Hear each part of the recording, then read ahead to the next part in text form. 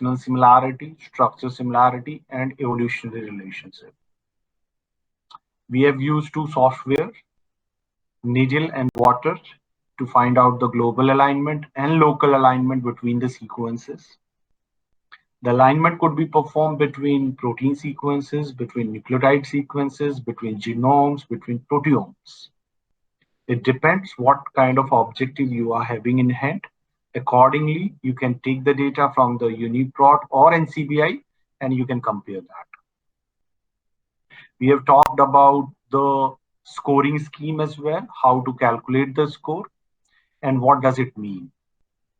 We generally calculate the score in terms of similarity, and when we get the similarity more than 35%, we call it we call two sequences or two species as homologous one. So our entire discussion was revolving around this only, and today we would be continuing with the same discussion, but we would be moving to multiple sequence alignment, wherein we would be taking more than two sequences and then we would try to find out the structural, functional, and evolutionary relationship between more than two sequences. So that would be, this is what we are going to discuss today in today's class. So let me start the discussion. In the meantime, let me post some links in the chat box.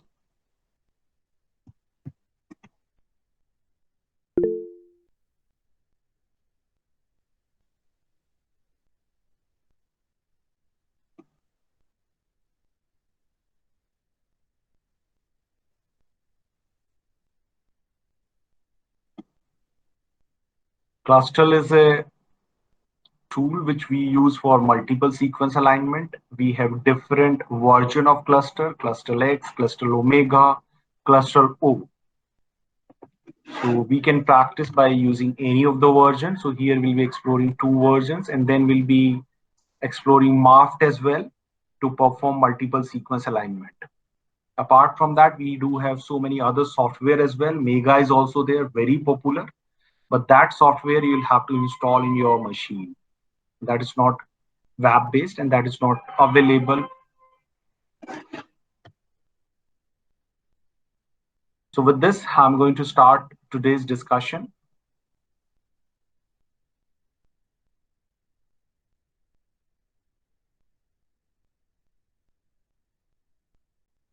I hope the screen is visible to everyone.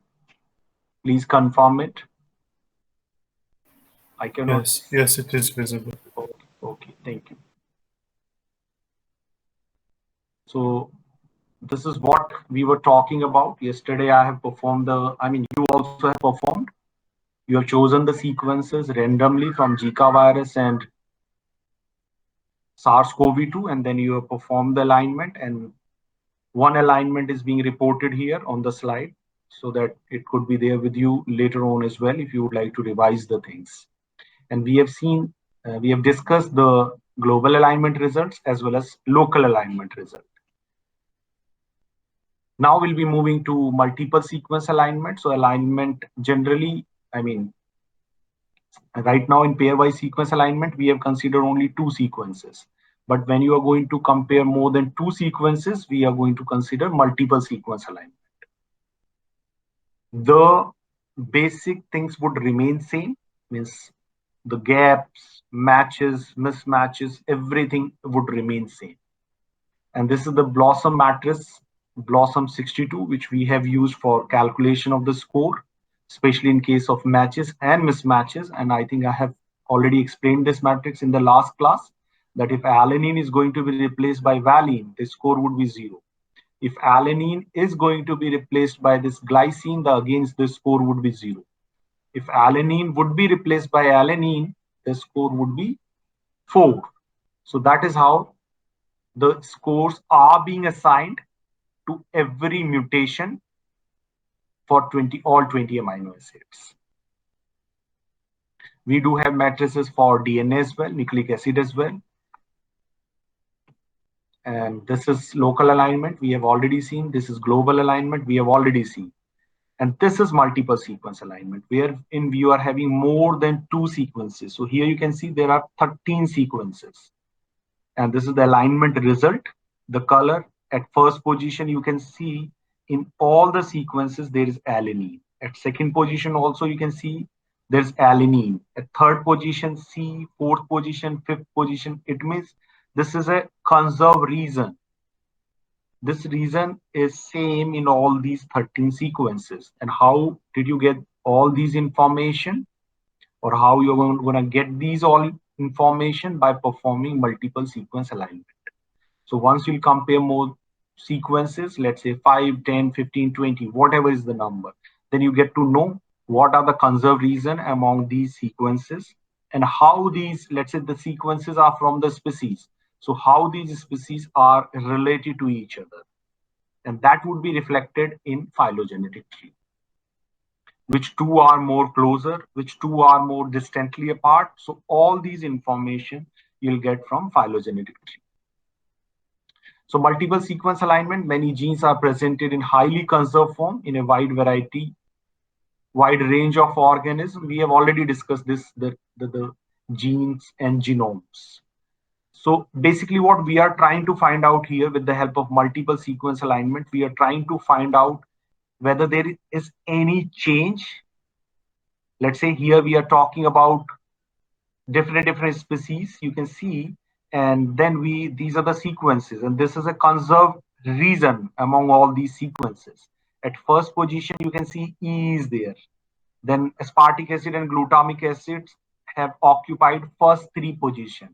There's only one valine, and then you can see the next positions again. So if there is identity, right, and then star, it means when all the residues are identical in the alignment. So here in a third position you can see all the residues are identical. So this particular position is being represented by star. And when all the residues in the alignment are similar, it means the amino acids belongs to the same group, then we represent it by colon. So you can see here at the second position we have a colon, because we have aspartic acid and glutamic acid. Both are acidic, so the property is same. Structure is also somewhat very similar. So we are using colon to represent this position. So this way, the multiple sequence alignment would be presented. So here you'll get to know the changes, that how many changes have happened, and that in more than two sequences. So that could only be identified with the help of multiple sequence alignment. So multiple sequence alignment arranges a set of sequences in a scheme where positions believed to be homologous are written in a common column. And here you can see, right, this is the way we have written the sequences. As I told you, the motivation is somewhat very similar to the pairwise sequence alignment. We are trying to find out the structural similarity, we are trying to find out the sequence similarity, we are trying to find out the evolutionary relationship. And I have already discussed that if we get some sequence similarity, then what could be achieved? If we get some structural similarity, what could be achieved? So if you are having a known sequence and you are comparing it with other 10 sequences, and if your unknown sequence is matching pretty well with those 10 sequences, and those 10 sequences belongs to, let's say, hemoglobin family, insulin family. So generally we do have families, protein families. So you compare your sequence with the protein family, and if your sequence belongs to that family, what does it mean? It means that the function of the family could be assigned to your sequence as well. Structure of the family proteins could be assigned to your protein as well. Your protein belongs to that. You can assign a family to your protein as well. It means you can figure out the evolutionary relationship or ancestral relationship of your protein. So similar genes can be conserved across species that perform similar or identical function. So these information you are going to get only with the help of multiple sequence alignment. Without multiple sequence alignment, you won't be able to find out the information of these similar genes which are conserved across different species. Sometimes they might perform similar function or they might not perform similar function.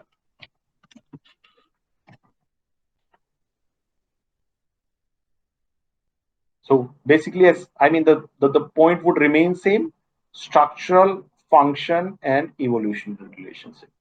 These are the three important information which you are going to get from multiple sequence alignment. And the same thing is being written here. You can gain information about which region have been subject to mutations over evolutionary time. As I have discussed in the last class, let's say if you are talking about a particular microorganism and you have taken one strains way back, I mean the original strain, and that might have originated way back in 2000 or 1990s, and then over a period of time you have collected many strains and you are comparing all the strains. So what information you'll get? You'll get that how many mutations have happened over a period of time and at what position all these mutations have happened. So this information you'll get. And with this information, if you want to develop a project, you can always develop a project. You can find out all other informations as well, whether the mutations are good, bad, whatever, right? And what reason in the microorganism are conserved, means the reason which haven't changed. So generally what happens, if you get those reasons which are conserved, you only target those reasons for drug development and for vaccine development. You never consider those reasons where the mutations are happening. You only consider those reasons which are conserved, so that even after few years later on as well, your vaccine or drug would be effective. Because whatever the reason you are considering, that reason is a conserved reason, and that reason is not going to change. This is the assumption, because whatever the analysis you have done, you have got that particular reason wherein you have got a conserved reason information, and now you are targeting this conserved reason only in the microorganism, maybe with the help of a drug or maybe with the help of a vaccine. So your entire drug discovery project or vaccine designing project is based on finding out conserved reason among different strain of microorganisms. And that could only be possible with the help of multiple sequence alignment. So multiple sequence alignment is a very preliminary analysis which helps you in building your project. So by doing all these things, you get to know that which regions or domains of a gene are critical to its functionality, because these reasons are very, very important. They're the first or the initial step of your drug development process. Sometimes genes that are similar in sequence can be mutated or rearranged to perform an altered function. And that can only be done once you have the MSA information. I'm using MSA for multiple sequence alignment. So again and again, I'll not be calling multiple sequence alignment. I'll be calling MSA.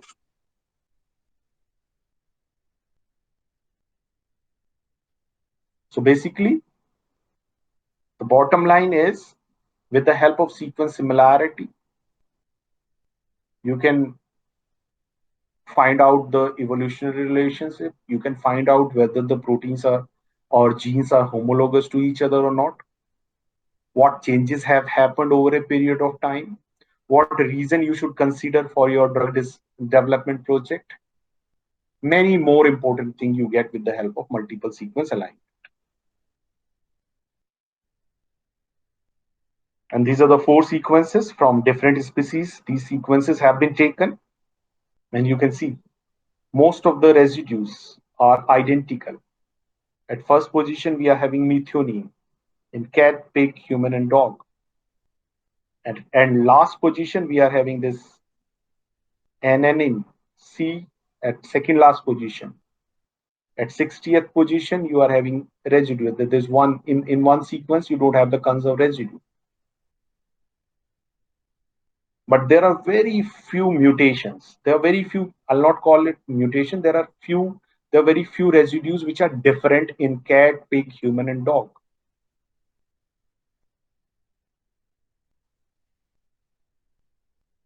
And you'll have to take the same example. You'll have to take cat insulin, pig insulin, human insulin, and dog insulin, and then you'll have to compare it. If you want, you can note it down: cat, pig, human, and dog. These are the 4 species. You'll have to take the insulin from these 4 species, and then we'll be doing the practice after a while. But here you can see how the results are being presented. Star, where all the residues are identical. Column, where residues are not identical, but they are similar. Means they belongs to the same group.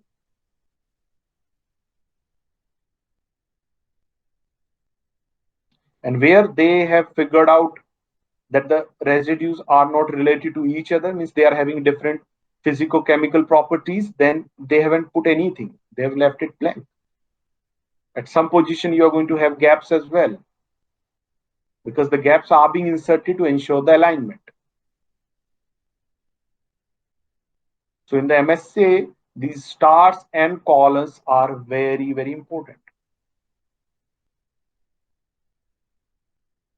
And here you can see these are 5 species. The sequence is the accession number or unique ID is being given here. You can see at first position. First position, you are having methionine. So the consensus residue is methionine. At second position, you are having valine. So the consensus residue is valine. Third position, histidine. Consensus is histidine. At fourth position, there's only one tryptophan. Rest all are leucine. So you can see L is dominating. Then here at this position, T is dominating. So this is the consensus sequence. And if you want to represent this alignment with the help of sequence logo, you can represent it like this also. You can see first position M, methionine. Just try to understand the size. At second position, 5 alanine. So the size of valine is a bit larger than methionine. At third, all histidine. So valine and histidine, the size is equal. At next position, you can see 4L and 1W. So 4L, L is the size of L is bigger and the size of W is very small because there's only one W. So this is called sequence logo. You can represent your multiple sequence alignment with the help of sequence logo. And by just reading this, let's say I'm talking about this position. So this position, there are 2 residues, isoleucine and valine. This position, there is only one residue, tryptophan. So by just looking at the sequence logo, you can very well figure out that what all residues are there at a particular position in the multiple sequence alignment. And the same is being drawn in the form of a graph. That graph is also indicating.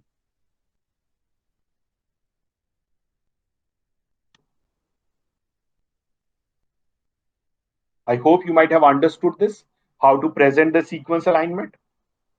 What is the meaning of these stars, colon, dots, and then what is this consensus sequence? What is the sequence logo? And how we are representing this conservation among the sequences. So when you are analyzing your data, yes, data could be huge, but you should know how to present the data. Let's say you are having 1000 sequences or you are having 100 sequences and you are analyzing 100 sequences. You are performing multiple sequence alignment of those 100 sequences. So it's not practically possible to put 100 sequences in your report or in your research paper. So what you'll do, rather than putting 100 sequences, you'll put this consensus sequence or sequence logo or conservation. So these 3 also representing your 100 or 1000 sequences.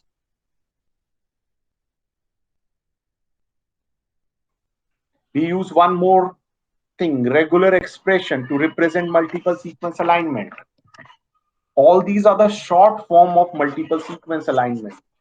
So these things makes very easy for the database people to store multiple sequence alignment. Rather than storing thousands sequences, just store one or two line.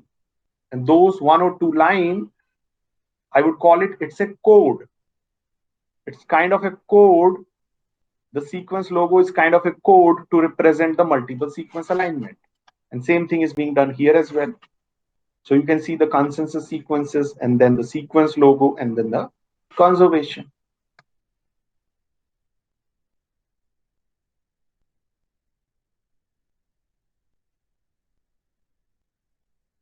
And sometimes you have the color representation as well. So you need not to get confused about the color representation. The aliphatic and hydrophobic amino acids are being represented by this color. Aromatic amino acids are being represented by this color. The blue color is representing positive amino acid. Red color is representing negative amino acid. So here you can see, right? These two positions, totally red, means negative amino acid. There are two negative amino acids, aspartic acid and glutamic acid.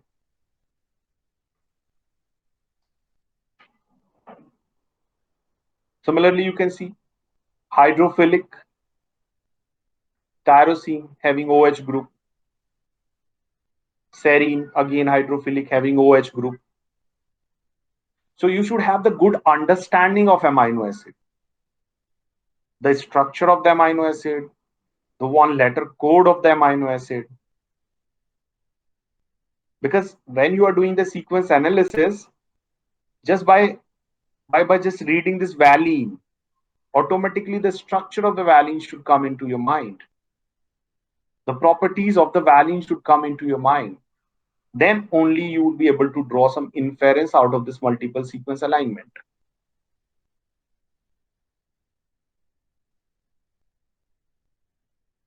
Like any computer programming language, they deal with bits or sometimes 1 0. So in bioinformatics also, when you are feeding the data amino acid, they deal with one letter code only, most of the software. So as a bioinformatician, you should be well aware about that which one letter code is coding for which amino acid. Let's say if I talk about S. Yes, yes, please. Can you check the waiting room? No, I'm not taking care of the waiting room. There is Yes, the student that can get in.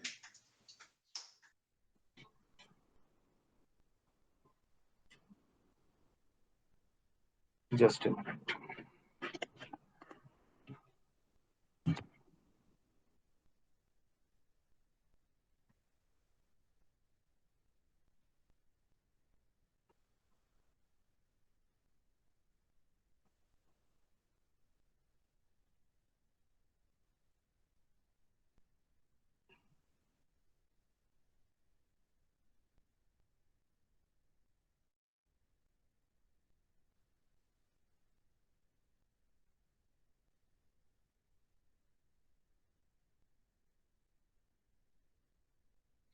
I have informed to the technical team. I hope they would take care of this. Thank you. So let's continue with the discussion. So here you can see cysteine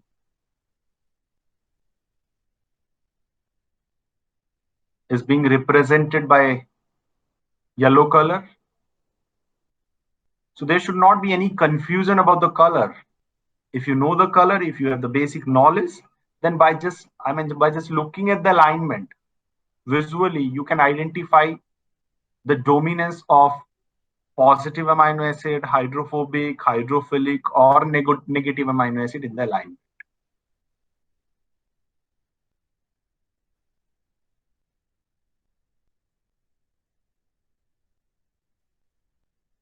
Now, the next question is, if we are talking about 5 species or 5 protein or 5 genes, and we have compared them. Now, after comparison, we have already figured out that what all residues are similar, what all residues are identical at a particular position. But now we will have to understand that how the species or the genes are related to each other. Like in this alignment, whether human is more closer to chimpanzee or monkey or mouse or rat.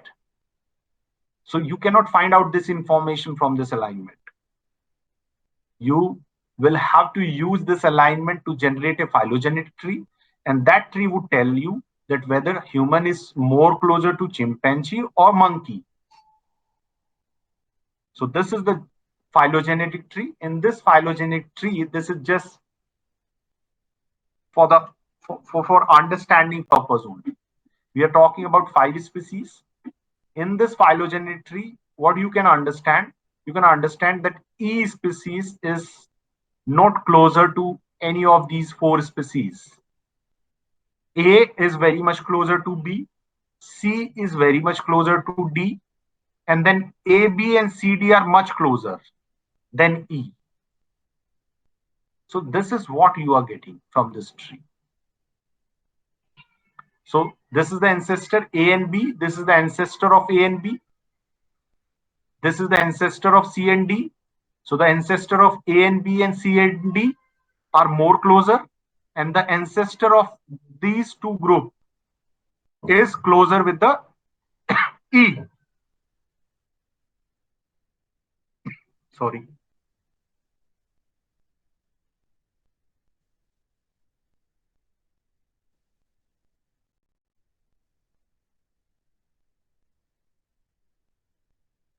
And this is the root of the tree, means the most common ancestor.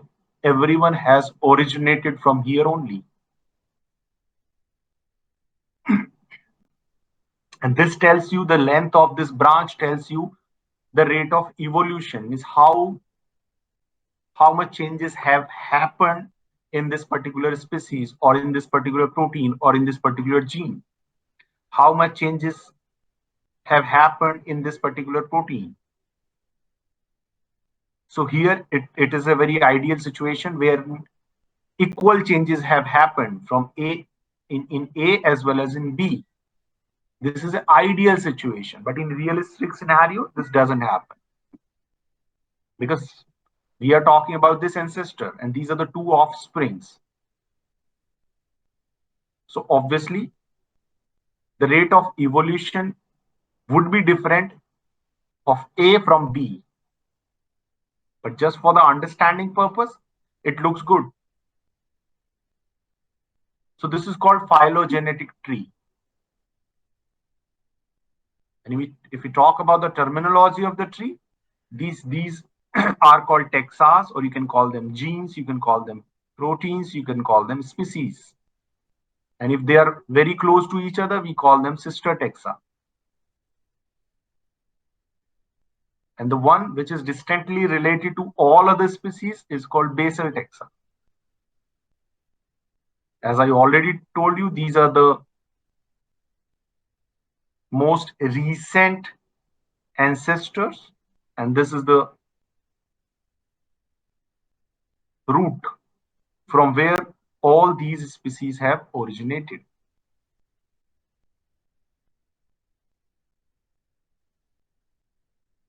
So by just looking at the figure only, you would be able to understand who is more closer and who is distantly related. So that is why phylogenetic trees are very, very important. As of now, whatever you are seeing here, this is a rooted tree because we have the root. Sometimes we don't have the information of the root.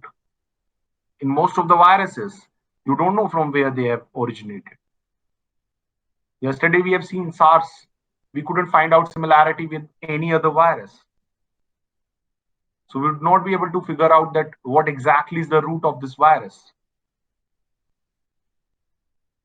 So the trees are of two types, rooted and unrooted. Rooted wherein you have the information of the ancestor, and unrooted, where you don't have the information of the ancestor.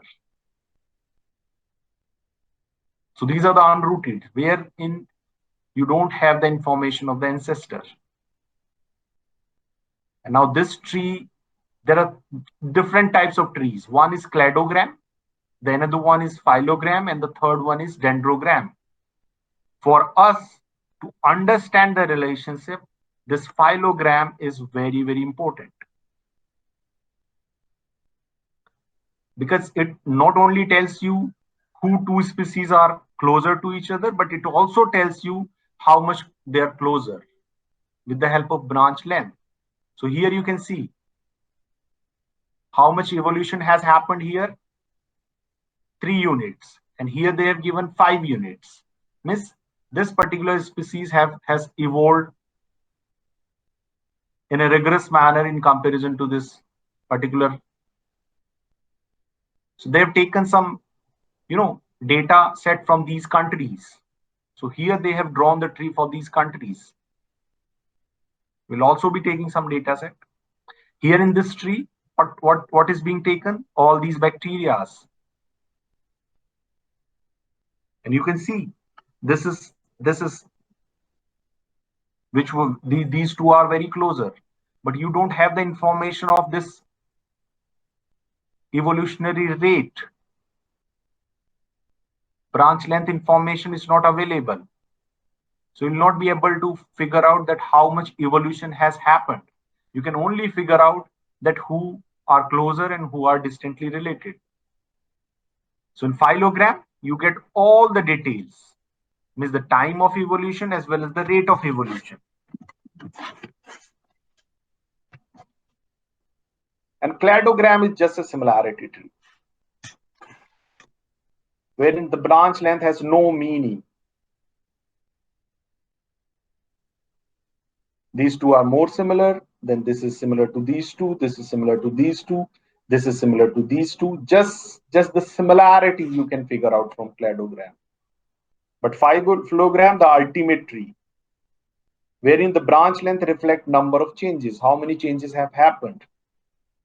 And dendrogram, the ultrametric tree, special form of a phylogram, means all tips are of equal length. Means here you cannot figure out that how many changes have happened. So we should focus on this phylogram. Phylogram is most important for us. It is going to give us more information. So if you are doing any project work, if you are doing any research, then you should always generate this phylogenetic tree, this phylogram.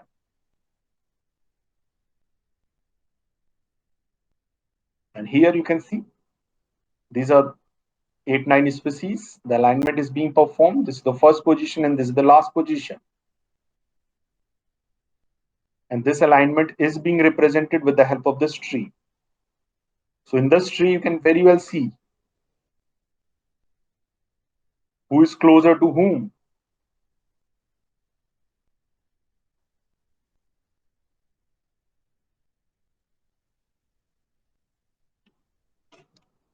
So there are different applications of multiple sequence alignment. The most important one is phylogenetic analysis. You get to know about the evolutionary relationship between different species. Then you get to find out the patterns, means the reason which is conserved among different species.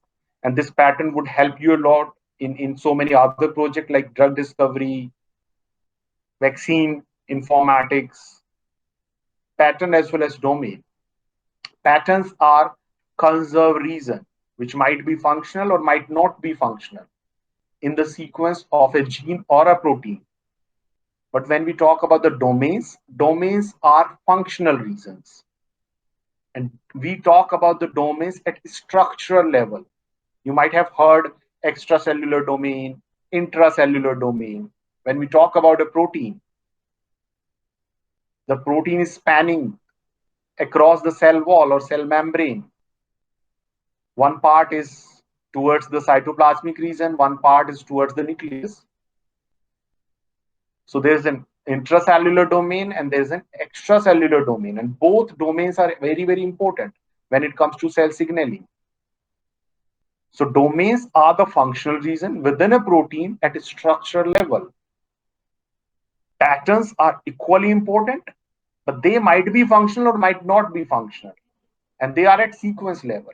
When you are comparing more than two sequences, 2, 4, 5, 10, you get a region among all the sequences which is conserved, means where you have all the residues are of similar nature.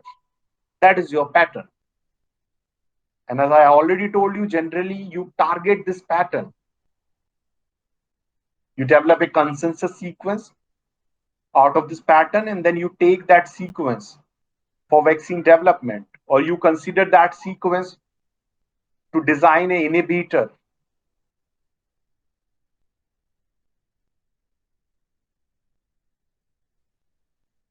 It could help you in structure prediction as well.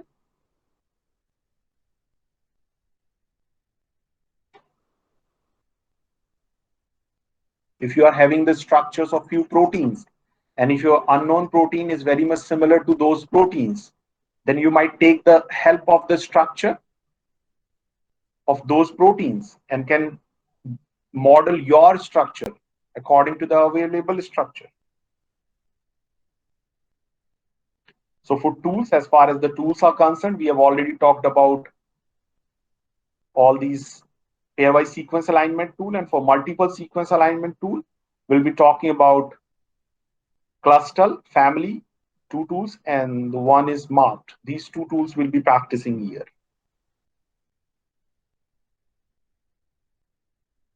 So when we talk about the Clustal software, what basically happens in Clustal, you submit the sequences, you can submit 4, 5, 6, 7, whatever, right? I think there's a limit of 40 sequences. And if you're having more than 40, then Mega is there. You can download, you can install, and then you can use Mega. But if you understand one software, it would be easy for you to understand other softwares as well, because the interpretation is going to be same in almost all the tools. We are going to have a tree. With the help of tree, we would be able to figure out the relationship among the species. So what happens in Clustal? You submit the sequence. The software would make a similarity matrix by comparing these sequence pairwise. So first it would compare S1 with S2, S3, and S4. Then it would compare S2 with S3 and S4. And then it would compare S3 with S4. And then the similarity score would be calculated and a matrix would be built. And with the help of this matrix, it would draw the phylogenetic tree. So in this phylogenetic tree, you can see 9. This is the highest score. It means these S1 and S3 are very close to each other. So S1 and S3. Then the next one is 7 between S2 and S4. So the next is S2 and S4.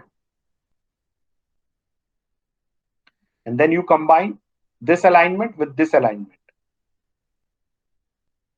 And then you use this tree as a guide tree to present your sequences, to align your sequences. So this tree is saying that first align S1 and S3. So first align S1 and S3. And we have already learned how to do the pairwise sequence alignment.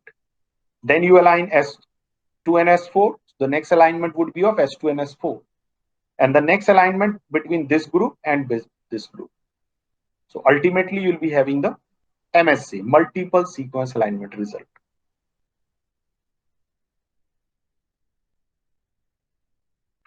So from this sequence, you'll submit the sequence, similarity matrix would be drawn.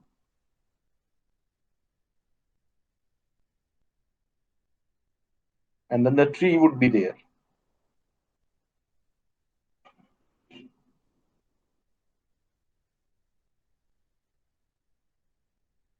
So there's a very basic question for you.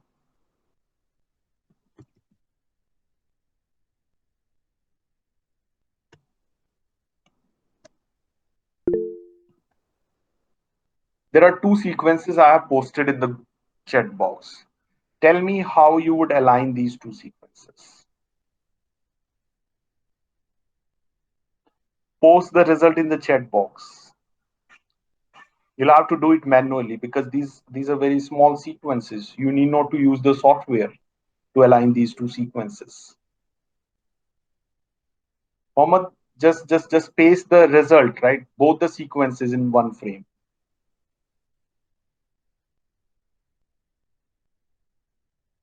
Is there any, how many ways are there to align these sequences? Which is the best way to align these sequences? So you just need to respond in the chat box. I'm waiting for your response. And then we would be moving with the hands-on practice for multiple sequence alignment.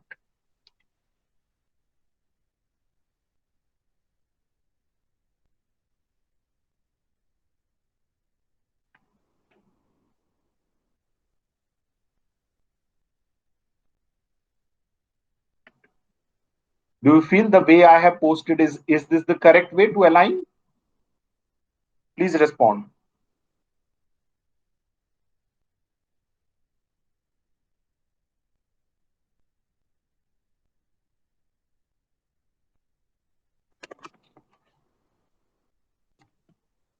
So I've got one response from Mohammad Faiz.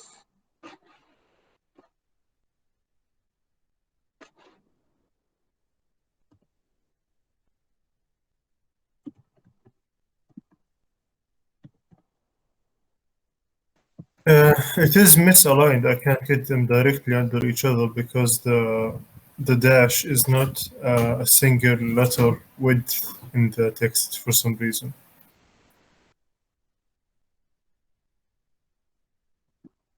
I'll come to you. Just I'm typing something.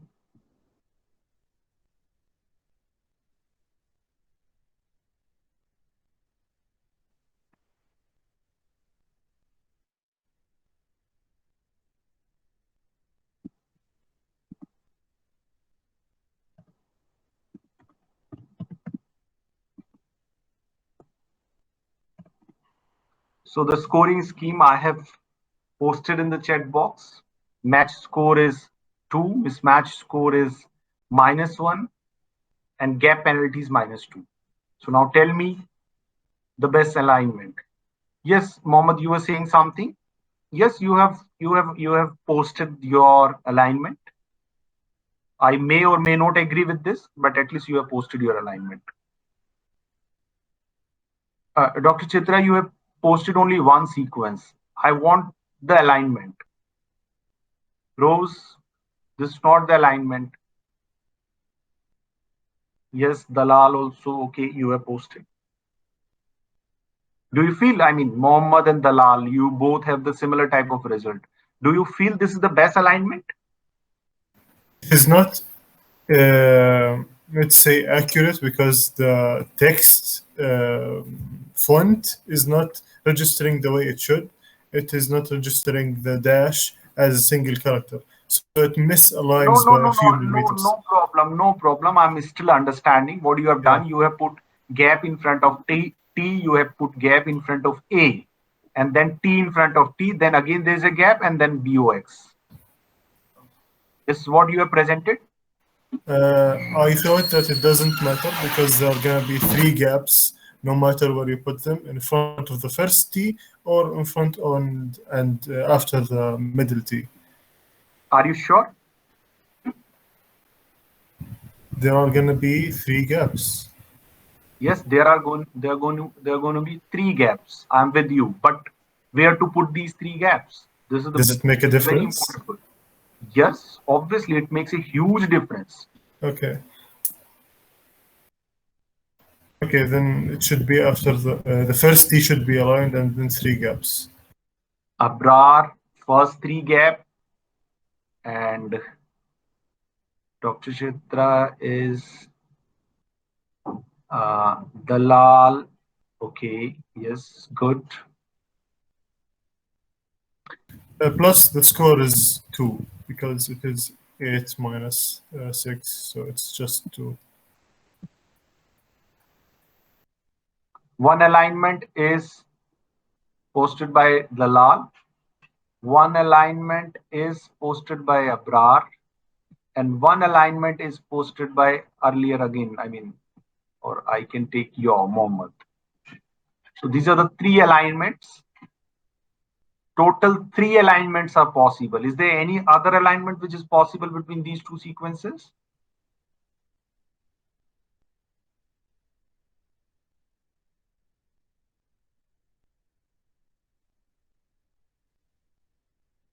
Is there any alignment possible between these two sequences?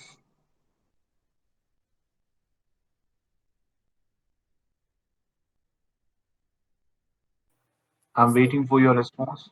Yes. Yes, Abrar, you are saying yes, possible. So please post it. What other alignments are possible?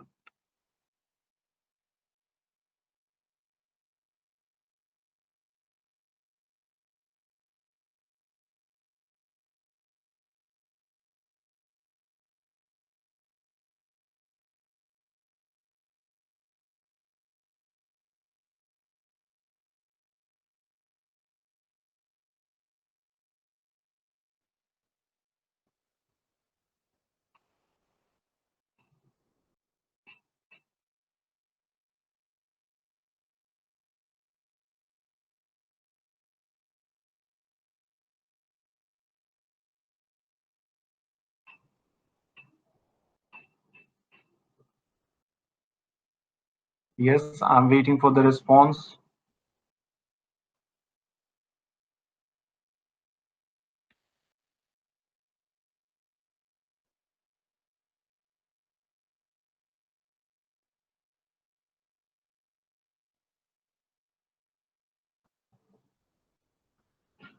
Hala, I have got one result from Hala. Okay.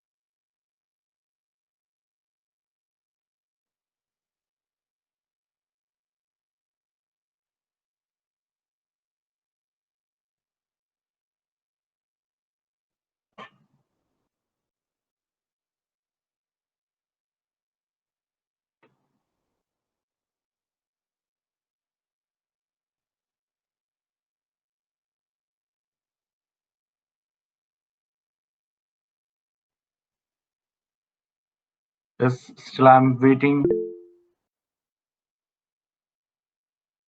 Okay, great. Mohammed have posted everything in one go.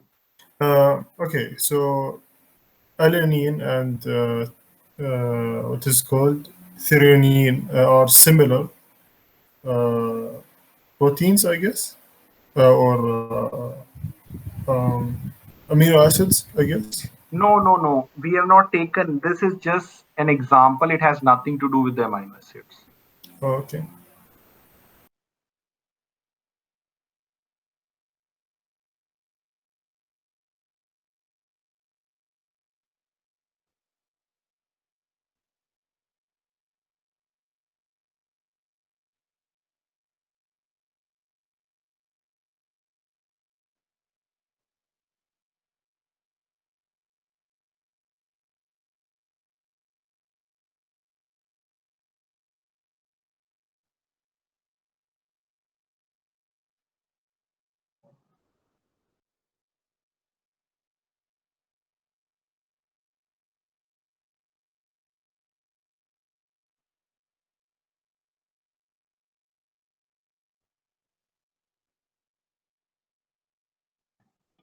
Please calculate the score of your alignment.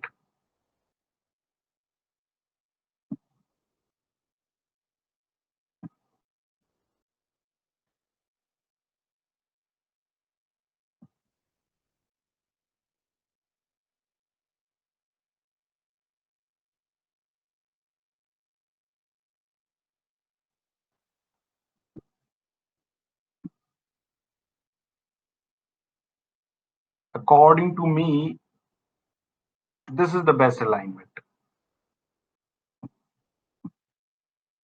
If you are having any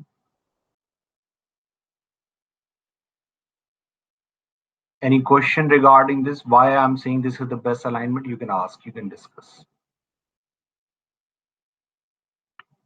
There are 3 possible alignments. If you are having 4th one, you can come out. There are only 3 possible alignments. The box would remain same in front of box. You can put T here, or you can put T here in front of T.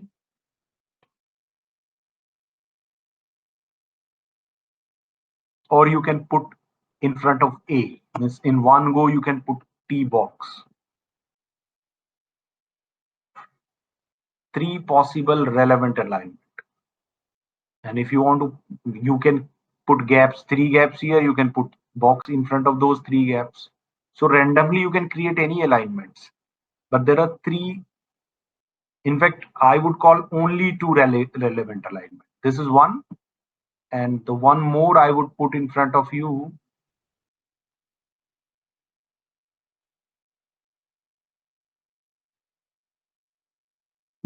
This one.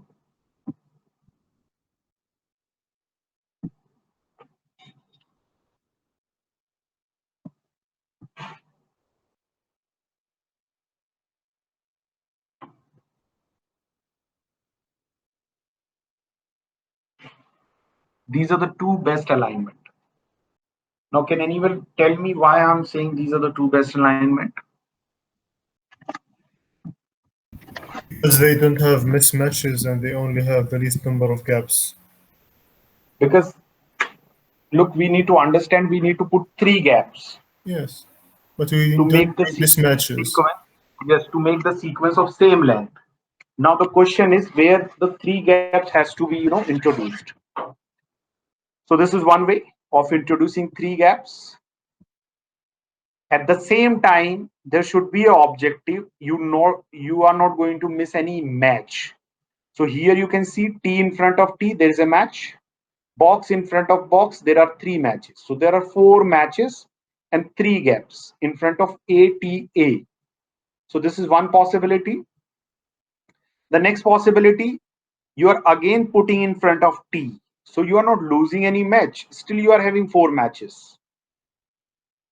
So this is second possibility. There is no other possibility, because if you are going to put this T at any other place, you are going to lose a match. This T either has to be at the first position or it has to be at the third position. Then only you get 4 matches. If you put this T at any other position, then you don't get 4 matches. And in this alignment, only 4 matches are possible, maximum. You cannot get more than 4 matches. So how to maximize the number of matches? So this is these are the 2 arrangement which are helping you to maximize the number of matches. Are you agree with these 2 arrangement? If you are having any query related to this, please let me. This is very, very important.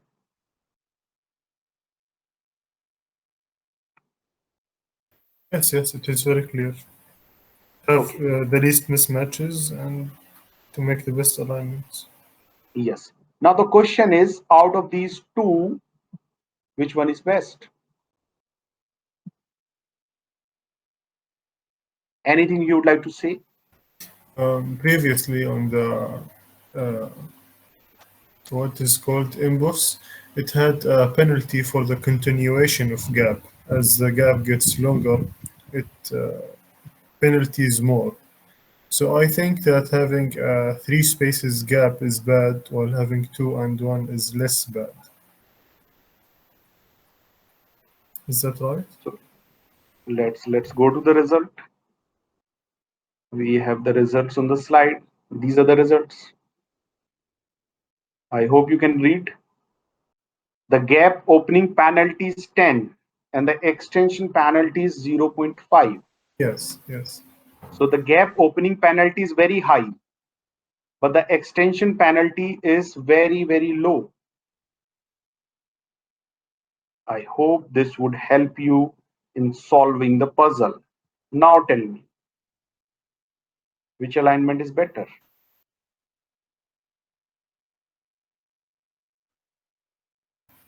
Second one. Okay, would like to have the answers from others as well.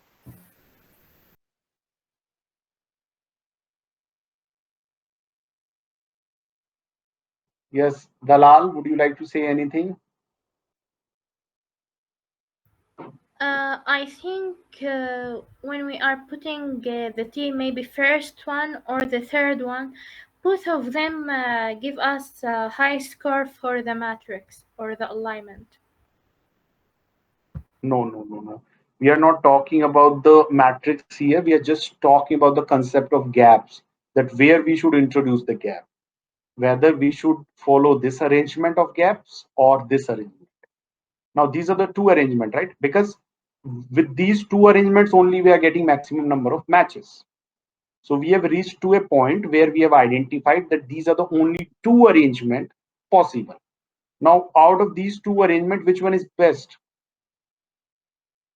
Zain is saying second arrangement is good.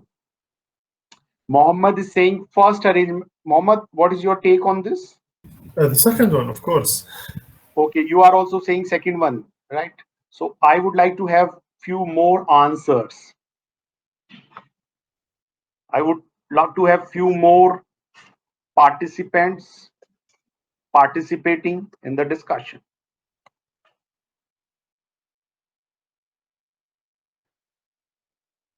Okay, let's extend it a bit further. Zain and Mohammed are saying that the second arrangement is best. I'm saying that the first arrangement is best. Could anyone tell me why I'm contradicting with Mohammed and Zain? Let me change my answer and say that it is the first. Okay, Mohammed. Yeah, it's the first. I'll ask you the reason. I'll ask you the reason as well, but later on. Let me have some discussion with others as well. Obada is there in the class? Yes, doctor. Okay, Obada. I haven't listened to you today. What is your take on this? What I have understood that the more continuous gas, the lower the score. But till now, I don't understand why you said the first exactly. Okay.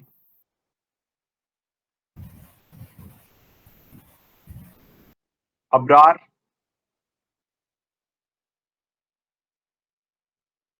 Yes, doctor. I said Yes. the second one. But You're also saying, yes. but I'm making it very clear that the second answer is wrong. The correct alignment is first. Yes. Hala?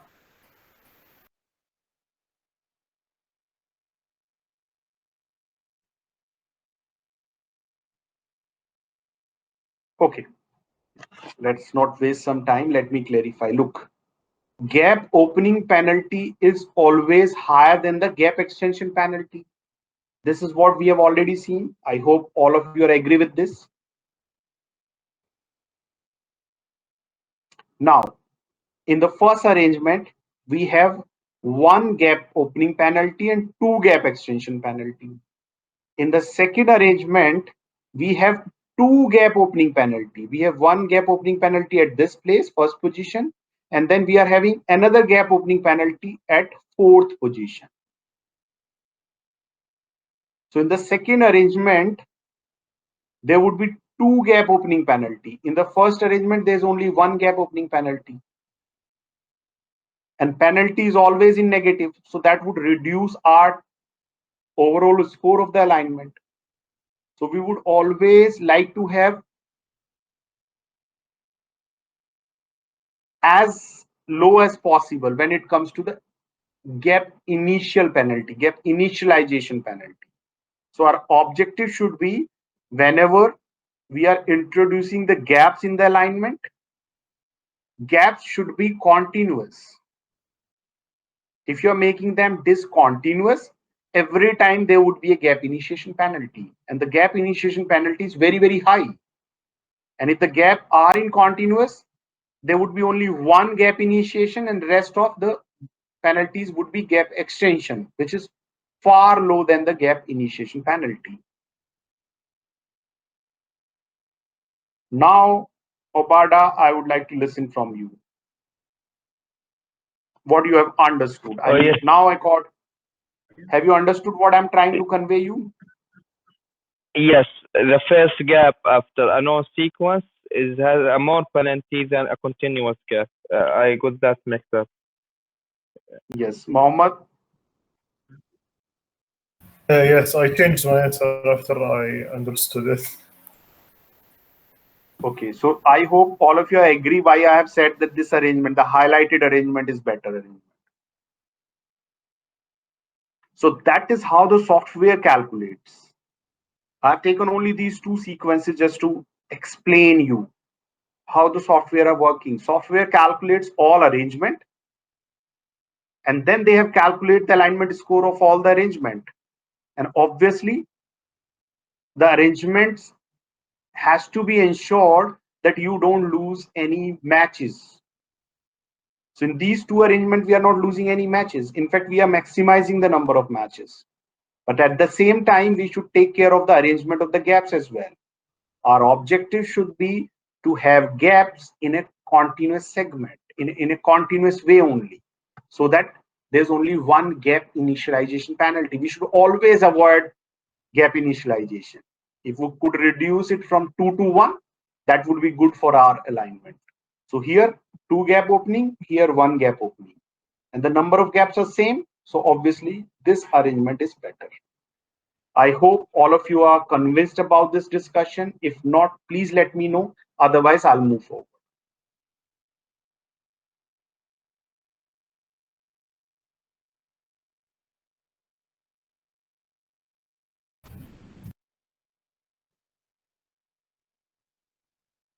Okay.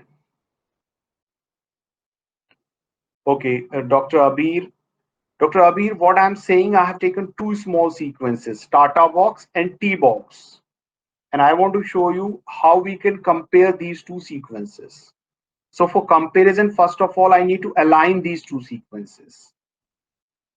And my objective when I'm aligning these 2 sequences, first, both the sequences should be of same length. So here you can see Tata box, the length is 7, and T box, the length is 4. So the length is not same for both the sequences. So I need to introduce the gap in a way with 2 objectives. One, I can maximize the number of matches, and the another one is my alignment is of the same length. So you can see in the beginning, I have posted this in the chat box. This is what I have posted in the chat box.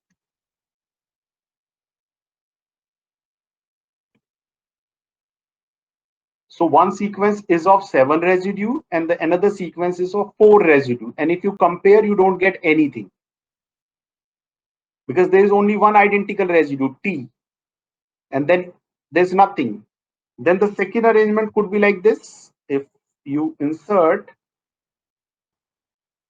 1, 2, and 3, I mean 3 gaps. Are these gaps maximizing the number of matches? Yes, you have made the length of the alignment 7. Now the length of this sequence is 7 and length of second sequence is also 7. But still you haven't maximized the number of matches. So now these gaps, although you have inserted the gaps to make it 7, the length of the sequence is 7, but you haven't introduced them in the proper way. So now one arrangement, I have introduced 3 gaps in this manner. Now the length of alignment is 7 and the gaps are introduced in a way so that we can get 4 matches. So here you can see X to X 1 match, O second, B third, and T to T fourth match. So this is one arrangement wherein I am getting 4 matches, and this is the second arrangement where I'm getting 4 matches, the second arrangement. This is second arrangement where I'm getting 4 matches. So if I put this T at this place, still I'm getting 4 matches. with 3 gaps. Now, out of these two arrangements, which one is better? We have seen in case of needle and water, the gap penalty is different for gap initialization and gap extension. So here we are having 3 gaps. So at first position, the penalty would be of gap initialization penalty, which is very high. Second, extension penalty, which is low. At this gap, again, the gap and initiation penalty would go.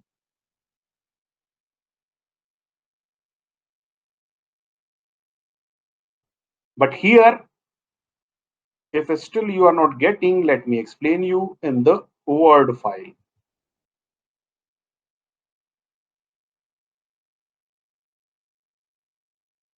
Let's say tar box.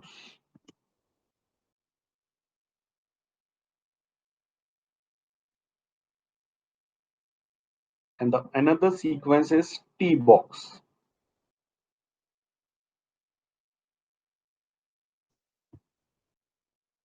Now, this is one arrangement I can make first. Yes, this is one arrangement, which is not good. Because match score, I told you. How much is the match score? 2. Mismatch score, I told you, -1. Mismatch score, I told you, -1. Mismatch score, I told you, -1. Gap penalty, I told you, -2. Gap penalty, I told you, -2. Gap penalty, I told you, -2. So what is the total score here? Could you tell me what is the total score of this alignment?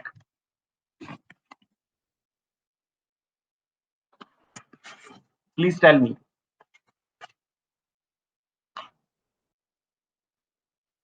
-7.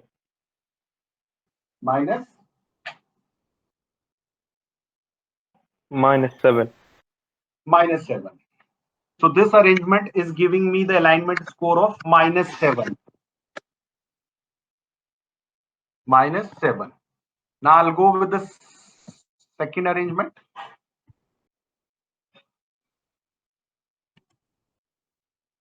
Now what I'm doing, I'm removing this and I'm putting this here. And again, I'm calculating the score. 2, -2, -2, -2. Then I'm having 3 matches. 2, 2, 2. Now what is the total score of this alignment?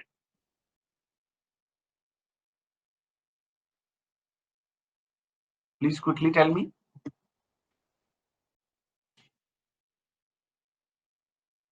Please quickly tell me. 2. 2. Now the third arrangement. Now from this discussion, it is very, very clear that the first arrangement is very poor. So we cannot consider the first arrangement because it is giving us -7 alignment score. Now one more arrangement. This is the arrangement wherein I am putting gap at this position. So let's see, again I'm getting -2, -2, 2, -2, 2, 2, 2. So again, what is the alignment score? Please quickly tell me what is the alignment score?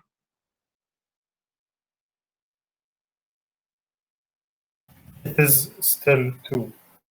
It's still 2. Good. So I'm removing this, right? This is not feasible. So these are the only 2 possible arrangements. Clear? Now, in realistic, I've shown you, let's say take this, the gap penalty is -10, initialization and extension is -0.5. So I'm using the same gap penalty here, right?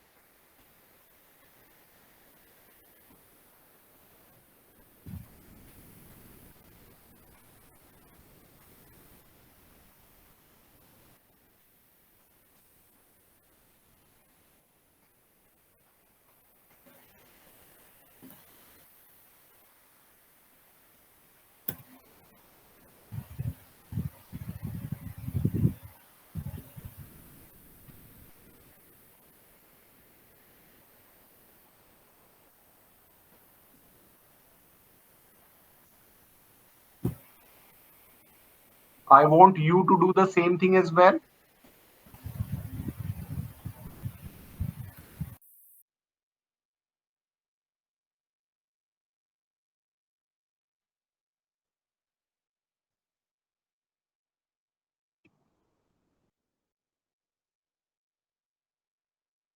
So now let's again calculate the alignment of score of the first. Now that the first position I'm having 2 score, then the gap initialization. So this is the gap initialization. The penalty is -10.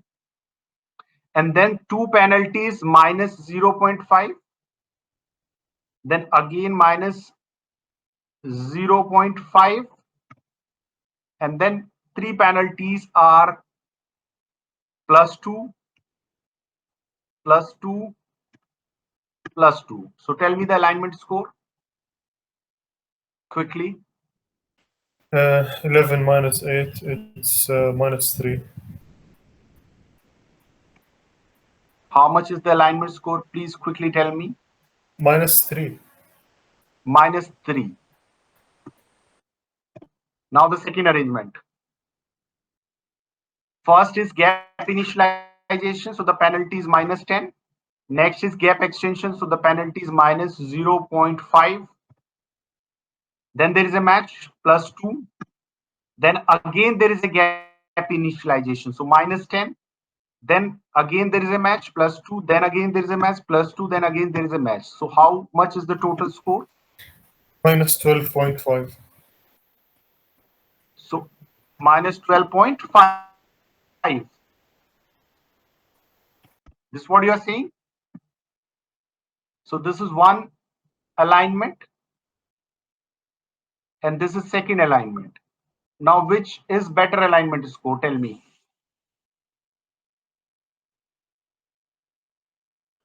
Which is better alignment score?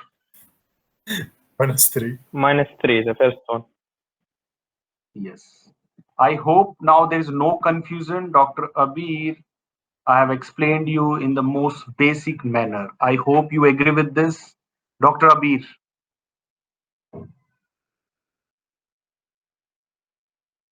Okay, fine. So let's continue with the discussion. So that is how the alignment is being done, right? With the help of software.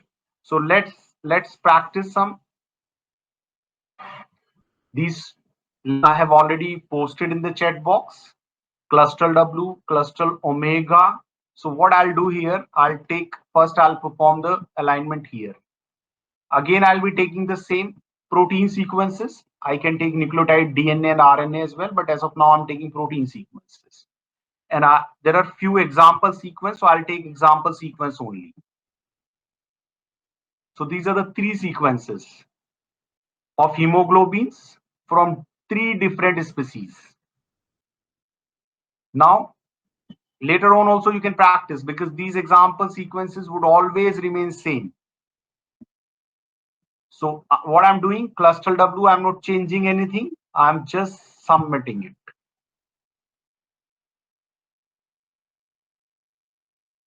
And I'll be doing the same thing in MART as well.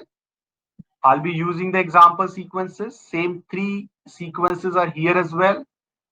And then there's an option. It would automatically pick whether you have posted protein or DNA. But I'm picking protein because I know that I'm taking protein sequences. So I'm submitting these 3 sequences as well. After a while, you'll see the result of the alignment. I hope it is visible. This is the alignment. These are the 3 sequences, and you can see the software have aligned these 3 sequences. And you can see at first position,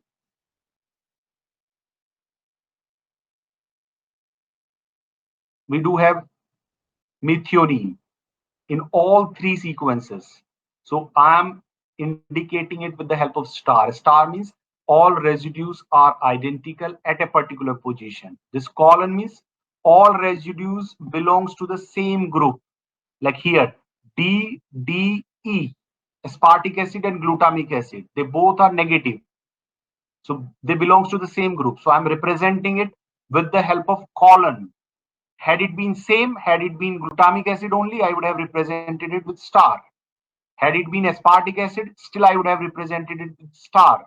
But now we are having two different amino acids. One is aspartic acid, the another one is glutamic acid. Although they are different, but still they do share similar properties. Like they have similar structure, they have the nature of the amino acid is similar, that is acidic. So I'll represent them with colon. So this is the alignment. Now you can use this alignment to make the tree. Now this is your tree. Or in this tree, it is clearly visible, right? That these two sequences, human and mouse, are more closer than the third species.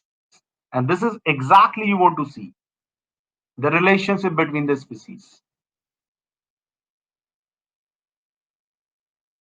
Similar results we'll get from other software as well. Now this is the second software marked, and you can go to the result summary as well. You can download the alignment. If you want to see the guide tree, you'll get the similar type of guide tree. You can see here. This is a similar type of guide tree. Here also you can see human and mouse are more closer in comparison to the third species. So that is how you can do your phylogenetic analysis using multiple sequence alignment. If you are having any question, please let me know.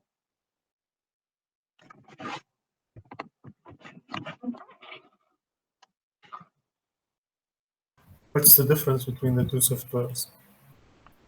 There's no difference in these two software, but there are different software as well. Okay. Because these software are being maintained by the same agency, EBI, European Bioinformatics Institute, and European Bioinformatics Institute. Okay, thanks. But we'll get some other software as well, like this ClusterW. It is a bit different. They are using different penalty schemes, like some are using -10 and 0.5. In some software, they are giving you the opportunity wherein you could customize it. Some software are not giving you the opportunity to select the matrices. Like they're by default, they are selecting Blossom 62.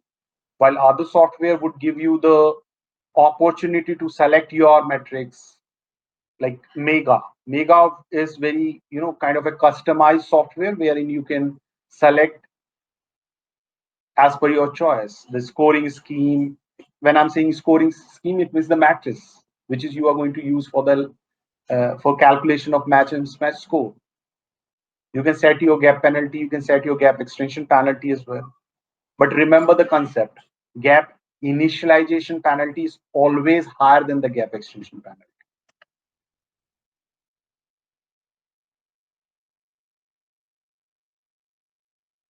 So any other question you would like to ask? Let's do some practice if you are ready.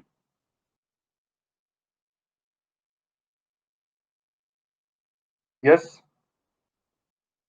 Obada, comfortable? Yes, yes. Everything is clear. Okay, fine. So now we'll take 5 insulin. 5 insulin. Any 5 insulin you can take. Maybe from human, cow, pig, cat. Any 5 insulin you can take. Just mention the accession number here in the chat box in one go only. One participant would paste all 5 accession number in one go. And then see how they are related to each other with the help of these software. So just start it. I have already opened this. This is the insulin I'm talking about. This is human insulin. You can take it human insulin. You can take the sequence of the human insulin from here. This is the FASTA sequence of human insulin. So this is your human insulin.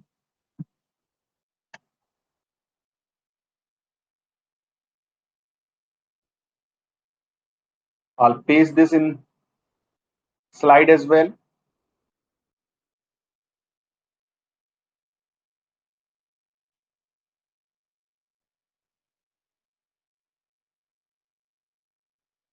Then I'll select other insulins as well subsequently, but you'll have to take. Then these are the insulins. I have already opened it. Bosteris.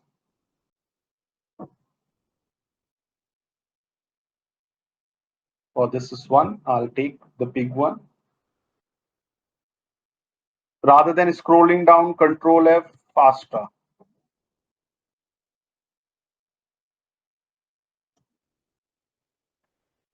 So automatically you'll go to the FASTA, and this is the second one. Again, I'll put it.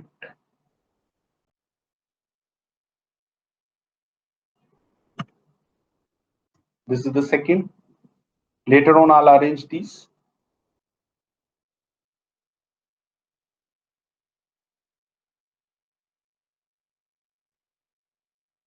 And then I'll take the third one. Again, I'll Control F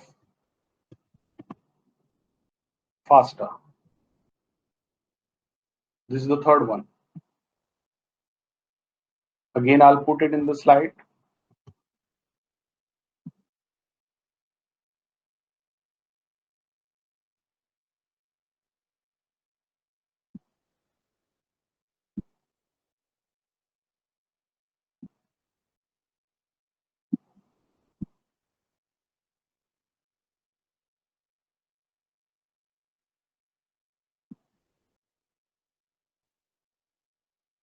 So there are 3 insulin, Bosteris, take Homo sapiens. So I'll take 2 more.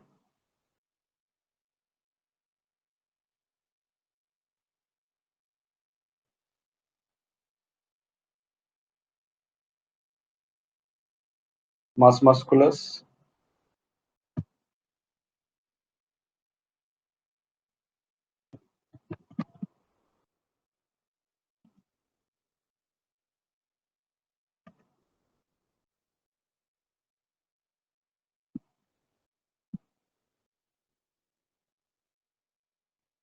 I hope all of you are doing it.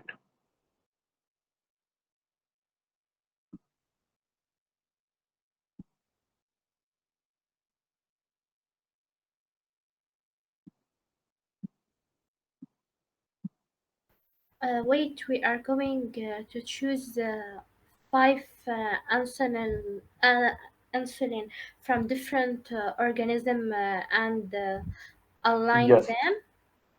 Okay. Yes. I am already done. 5 insulin from the 3 websites from the free softwares. I posted in the chat. No problem. No problem.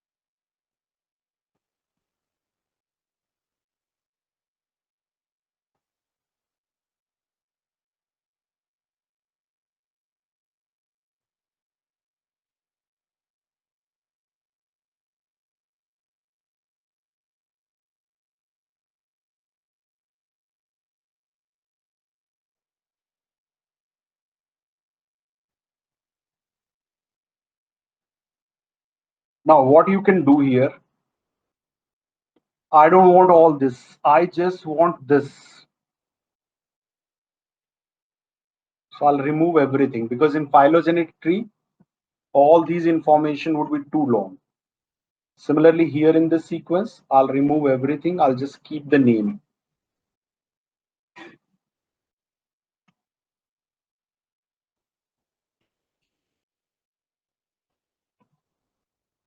In this sequence as well, third sequence, I'll remove everything.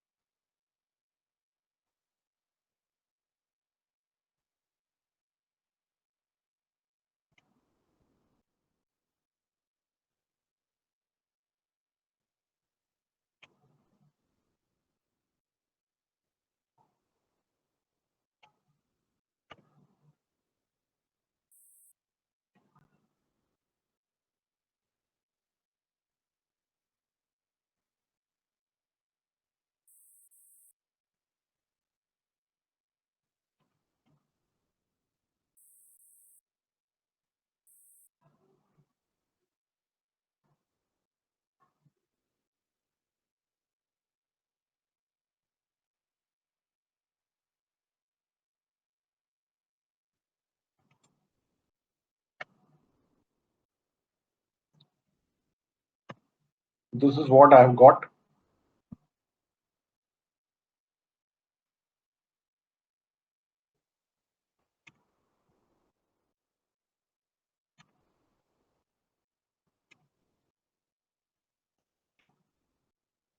And I'll use these 5 sequences. Now I'll look what you have done. Obarda, Rose, Muhammad.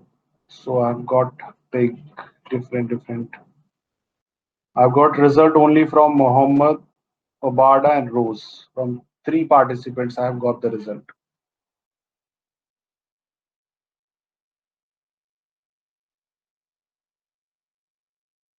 I want all of you to practice this. Now the 5 sequences which I have collected, I'll post all these 5 sequences here, and then I'll submit the result.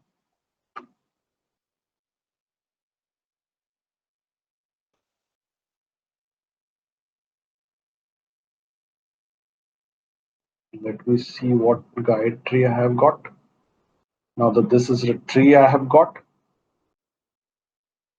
and this is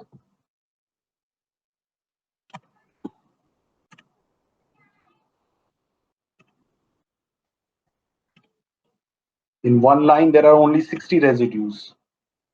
But while posting, you need not to worry about that. You can adjust them according to your choice.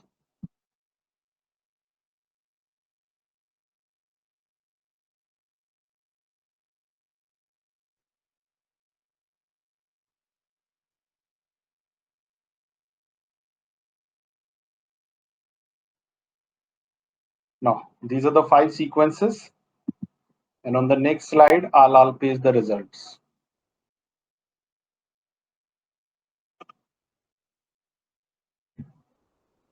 So these are the results. I'll take a screenshot, clear, and this is phylogram of these 5 sequences.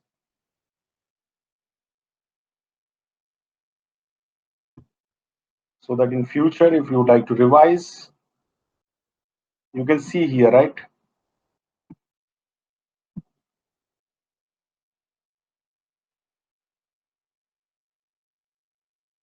Octodon, mus, boss, sus, small names are coming.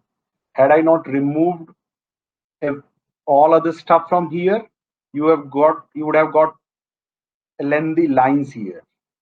So what exactly you want to get here in this tree, it depends that what is there in this first line. So you just need to prepare your data set accordingly.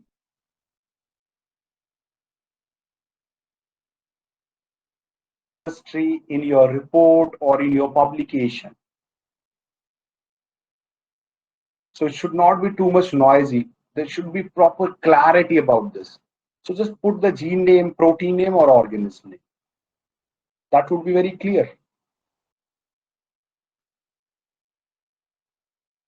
So let's discuss what you have done.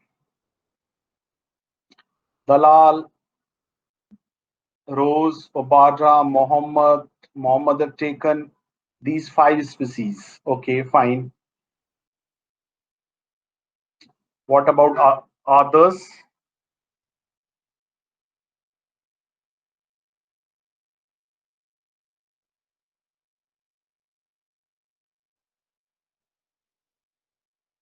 So this is Mohammed Faiz. He has shared phylogenetic relationship.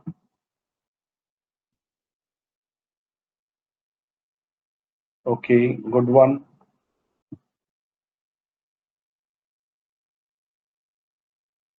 Horse and pig are more closer, you can see, and then they are closer to human, and then they are closer to this next species, and this species is distantly apart from all these 4 species. The first two are cat and dog. Yeah, this is first 2 are where? The upper one is cat, Felica, and the calf is dog. Okay, dog, fine. But here, I mean, in this, we are getting more similarity between horse and pig.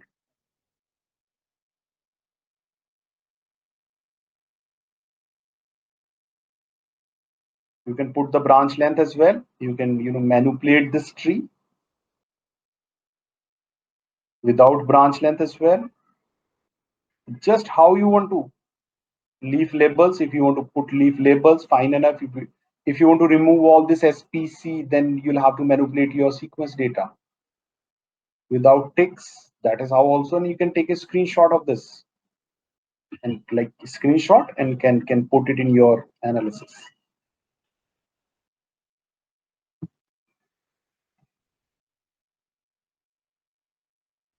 And now you can directly, I mean, PNG also. You can directly download it, this image. So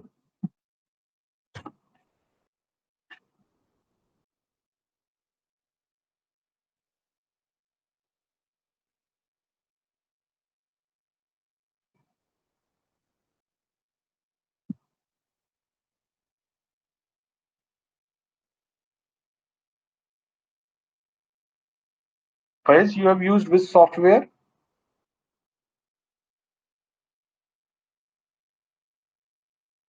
Yes, Mohammed. Yeah, yes. Which software you have used? I used all 3. I posted 3 links. The Okay. EPR ones and the This is, I think, phylogenetic cluster links. O. Yes, This is this one, cluster W. You have used this cluster W, right? yes, yes, yes, These are the results from cluster W. yes. Similar types of results you'll get from others as well. And then let me see Obada's result.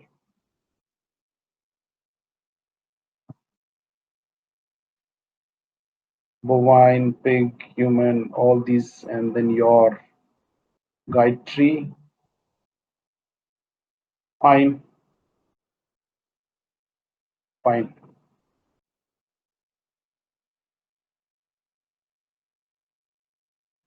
Now, no one else have posted the result in the chat box. I have got from Dr. Chitra as well, but only 5 of you have posted the result.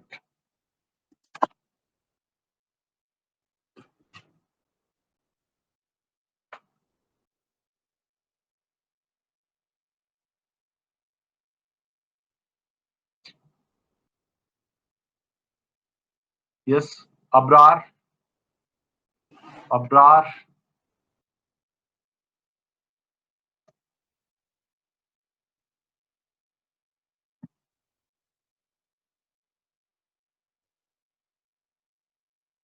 Okay. Hala, have you done this?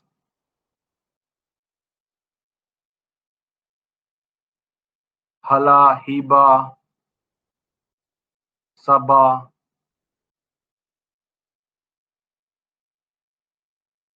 I hope you are in the class.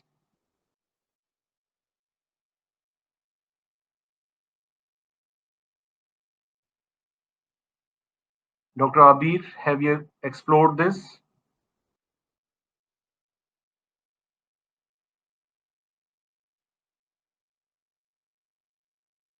Okay, please post the link in the chat box, whatever you have done.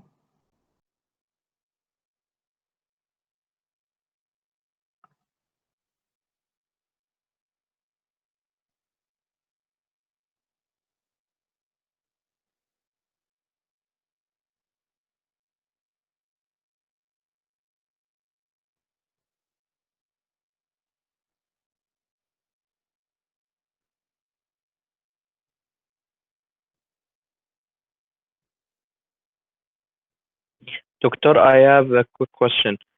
In Yes, yes. Omega, there are two options: a guide tree and phylogenetic tree. What is the difference between the two? Because they both give a different results.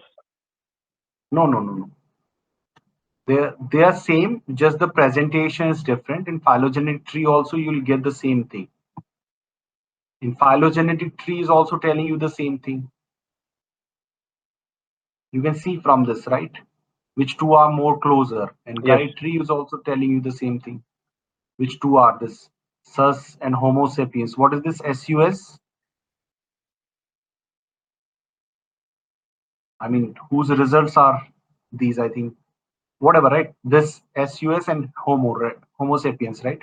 So I'm using this phylogenetic tree, and here also you can see in real tree Sus and Homo sapiens. Okay, Here, they are the same option. Yeah, the same meanings in both phytogenic and guide. Phytogenic and no, the real tree is the phylogenetic tree, the real tree. But for understanding purpose, guide tree is exactly guiding us for multiple sequence alignment. The guide tree is okay. telling us that first take this sequence, like this is Tata box and this is T box. So first align these two, and then align the third one with these two, then align the fourth one with these three, then align the fifth one with these three. So that is how you're going to get the alignment. Let's say this is I'll explain on this here only. This is one sequence TATABOX. Clear? Now this is the first sequence. According to tree, you are saying that the T, and then you are getting box.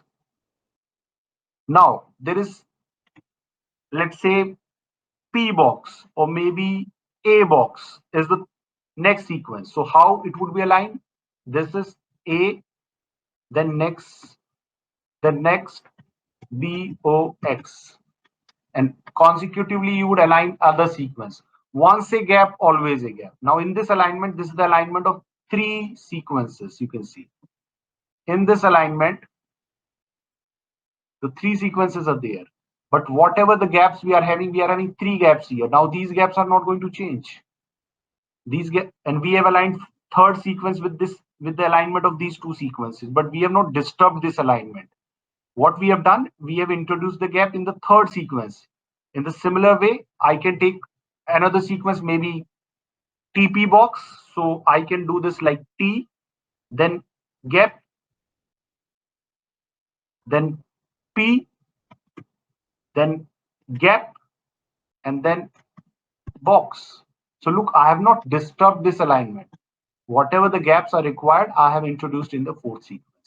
So this guide tree is telling us that how to do the soft alignment, and the software is doing the alignment by taking the instructions from these guide trees.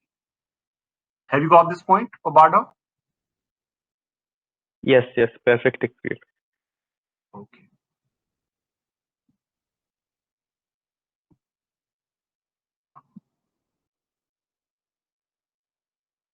Okay. Now I hope you might have understood, right, what is the significance of multiple sequence alignment and what informations you can get from multiple alignment. So let's do a realistic example. This is the example which we have done in case of insulin, and they're almost similar, right? All these insulin, there's not much difference. If you see the matrix, the distance matrix of insulin, this is the insulin result. I think, yes, these are the result. And if you see the matrix result summary, and then you see the matrix percentage identity matrix. This is your percentage identity matrix, and you can see, right, very high percent similarities there between, this is Octodon, then mus, then bos, then sus, then homo sapiens. So you can see octodon to octodon, obviously 100%, the diagonal would be 100%, because we are having same legend here and same legend here. But between octodon and mus musculus, there is a similarity or identity of 62%, so very high, right? But there would be a case where you would have very low similarity. So right now we'll take that particular scenario only. You need to take at least 5 protein from SARS-CoV-2, and then you need to align those 5 protein. SARS, S-A-R-S, SARS-CoV-2.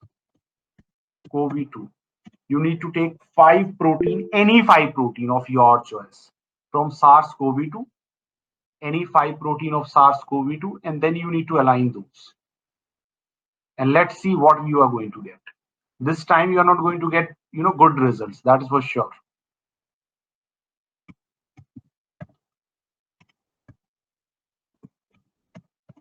I just want the name only in phylogenetic tree, nothing else. No accession number, only the name of the protein in guide tree. So these are the proteins, right? And you'll click on reviewed only. And from here you can select 5 different. From here you can select 5 different proteins. There are different ORF regions. Membrane protein is there, nucleoprotein is there, spike protein is there, replicase polyprotein is there. So you can select envelope small membrane protein is there, E4 membrane. So you can select any 5 protein from here and then perform the alignment and then see how they are related to each other. Would you be able to do this? I think I have already shown you, right?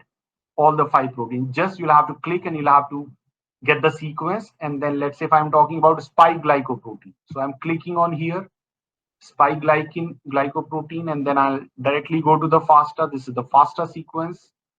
Now what I'll do, I'll remove everything from the first line. I keep only spike glycoprotein. So whatever you would keep, whatever stays here would come in guide tree and phylogenetic tree as well. So remove everything, only keep the name of the protein.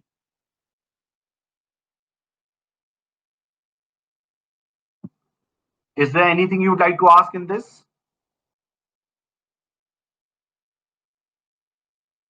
So this is the last exercise for multiple sequence alignment. So quickly do this.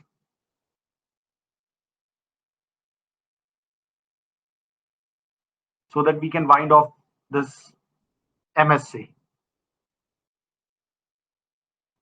In the meantime, you can ask your queries if you have any problem, any difficulty in understanding any of the concept related to pairwise sequence alignment or multiple sequence alignment.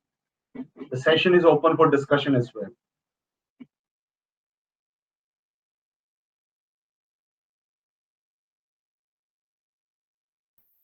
Wait, we will take 2 protein or 5?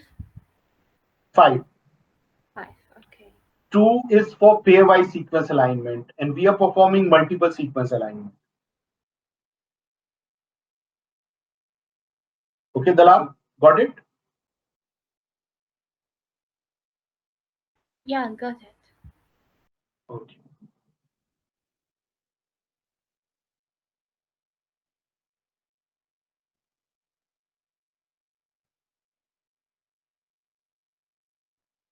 You'll get this slide tomorrow evening.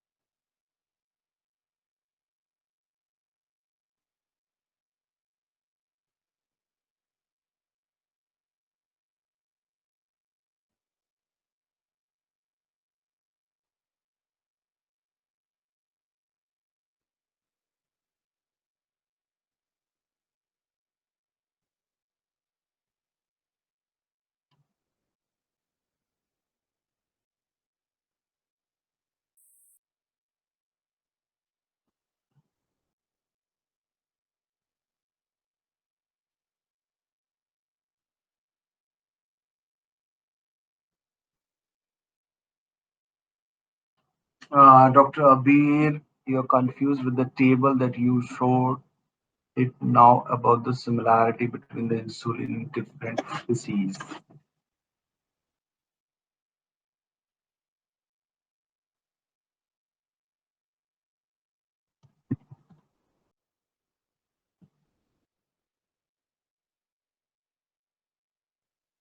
Okay, Dr. Abir, let's make it more simple. This is A species, B species, C, D, and E.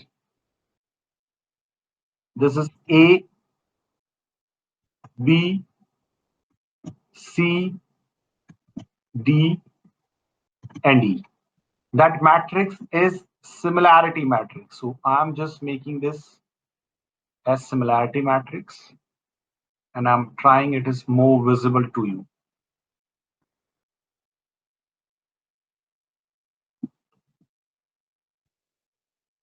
Now this is more visible to you.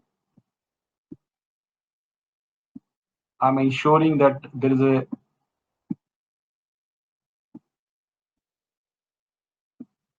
now if you compare A sequence, let's say A is human, B is cat, C is dog, D is horse, E is pig, any name, right? If you compare A with A, what would be the similarity? 100%. If you compare B with B, what would be the similarity? Again 100%. If you compare C with C, what would be the similarity? Again 100%. If you compare D with D, what would be the similarity? Again 100%. If you compare E with E, what would be the similarity? 100%. Now, this is the diagonal, right? Diagonal would always be 100% in case of similarity matrix. And if it is a distance matrix, then the distance between A and A is 0. So the diagonal would be 0 in case of distance matrix. Now, let's talk about the similarity A to B. So there is a sequence for A, there's a sequence for B. You will compare both the sequence with the help of pairwise sequence alignment, and you'll get to know the similarity, the identity. It could be 60%, it could be 70%. Similarly, A to C, the comparison would happen and the similarity would be calculated 50%. B to C, B to C means B sequence and C sequence. So this is the box which is representing both the sequence. It could be 45%. Similarly, these two boxes also, A to C, then these four boxes also. So this is your what similarity matrix.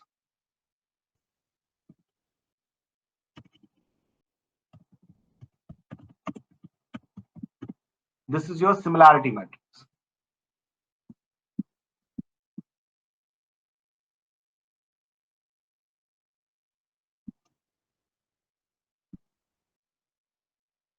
I hope Dr. Abir. Okay.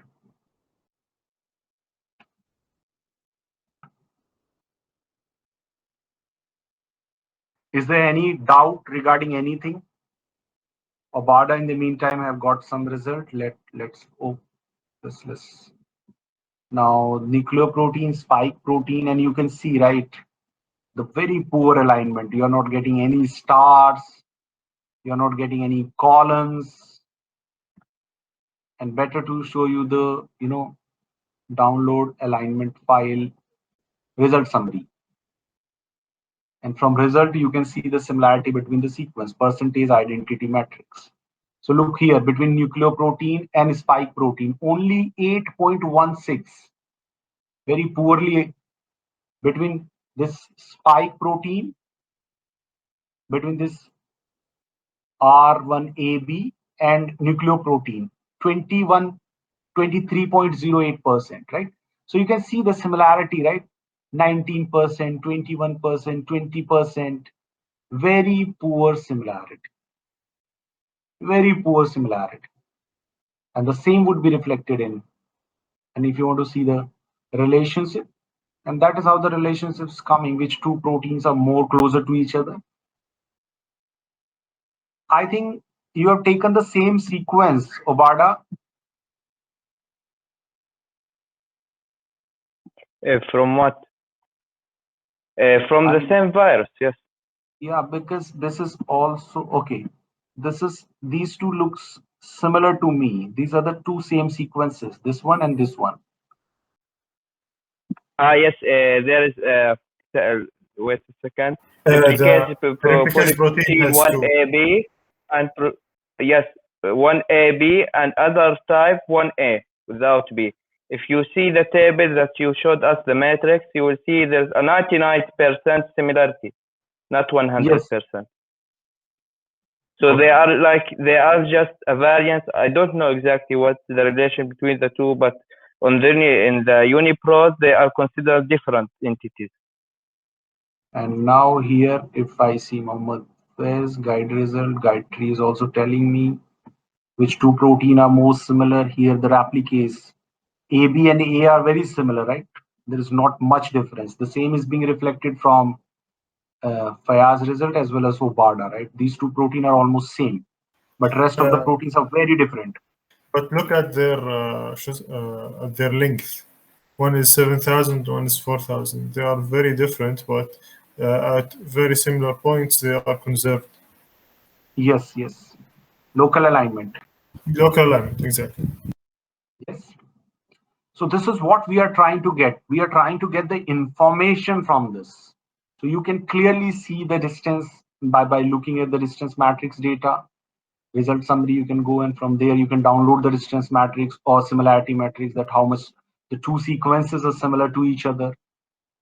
And I mean the similarity between different protein. You can compare spike protein from maybe from 10 viruses, and you can see how the spike protein is varying in all the viruses. Or maybe you can compare membrane protein of all the viruses or glycoprotein of all the viruses. And you'll get some information, and those information you can use to design a project. And that project could be anything. It could be for the development of a database, for the development of a tool, for the development of a drug, or for a vaccine development. It could be anything, but you need some information to start your project. And these are the information which would help you a lot in deciding upon that what you should do with these sequences. And that was the outcome of this entire discussion.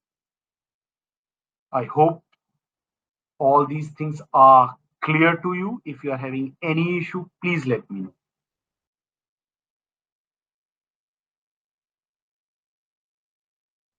If there's any issue, please let me know. Otherwise, we must call it a day. And tomorrow we'll be discussing BLAST, wherein we would be comparing one sequence with lakhs of sequences or thousands of sequences.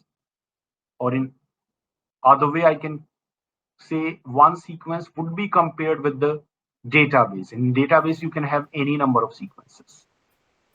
Okay, Doctor, we have one simple request. Some of us would like to have the slides because none of them were shared with us. No, I mean previous Yeah. week slides I have already shared. But like the session before this and this session, we don't have them. And I'm you'd like to already have them. I'm already telling you, after tomorrow's session, this slide would be shared with you, right? Okay. This slide, right? In this slide, tomorrow we'll be starting this BLAST, right?